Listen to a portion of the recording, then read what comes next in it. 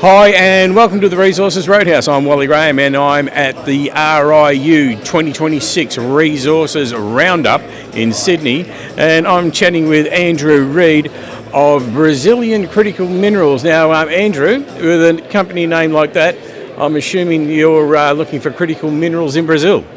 Yeah, that's right, Wally. We've got a really exciting rare earth project in the northern part of Brazil. We believe that we've got the Western world's lowest capex rare earth project, something like 10 to 20 times lower capital requirements than most other rare earth projects in the Western world. And we're rapidly bringing that through the development phase at the moment. We are going to put out a definitive feasibility study in this quarter, hopefully before June 30. We're in deep discussions with off-takers about where to send our products, and we're working with the regulators for permits. So we've got a really exciting project. We're developing a rare earth project using in-situ recovery techniques, as like you can see on the screen behind us. It's a very simple, very easy way to extract rare earths out of clay. We're largely using the Chinese method of extraction. That actually is the most common method of extracting rare earths in the world today. Yeah. There are something like 400 or 500 of these projects in operation right now as we speak, generating something like 30 or 40% of the world's rare earths. So we have an exciting project and we're moving very rapidly at the moment. All right, I'll take you back to the very start of what you were saying about the project itself in world comparison and things like that. Yeah. What does that actually mean? Well, what it actually means is, like I said, this is a type of rare earth process that is very common in Southeast Asia, particularly through the tropics area. Yeah. Now, we believe that we have the only project outside of Southeast Asia where you can use this type of in-situ recovery technique to cheaply extract the rare earths. And that's why the capex that we put out in our scoping study last year was only US $55 million, right? Yeah. Like I said, 10 to 20 times lower capex than all of our peers, right?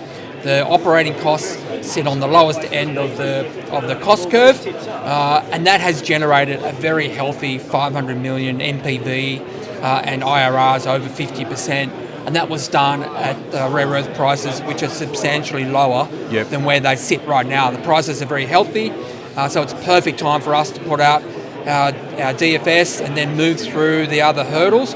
So we have some really big re-rating events coming up for this company over the next 6 months. So does that mean that in the rare earth, let's say, conglomerate that you've got there, does that mean that the extraction method allows you to bring out, have you got a particular rare earth that's more valuable than others? Do you understand what I mean?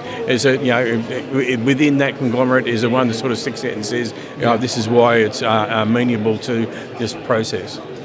Yeah, look, our particular project is very rich in what we call the magnet rare earth assemblage.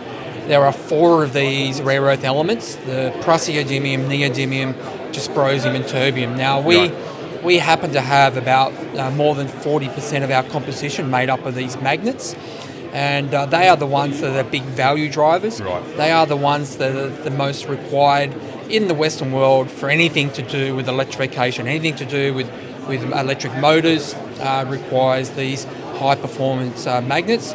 We have one of the few projects in the world that has this greater than 40% assemblage, and that makes the economics very strong when you combine that with the low capex and the low opex, and the simplicity of the way that we extract the rare earths and the simplicity of the way that we process it to produce our final product.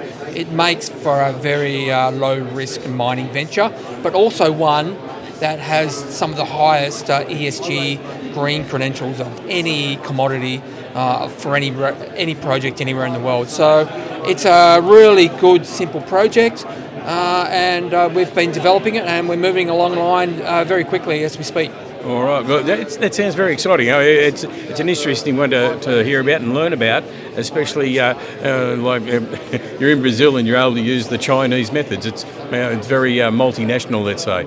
All right, Andrew. Thank you very much for your time. I appreciate it, and it's great to catch up. So keep the news flowing, keep it coming our way, and we can push it out.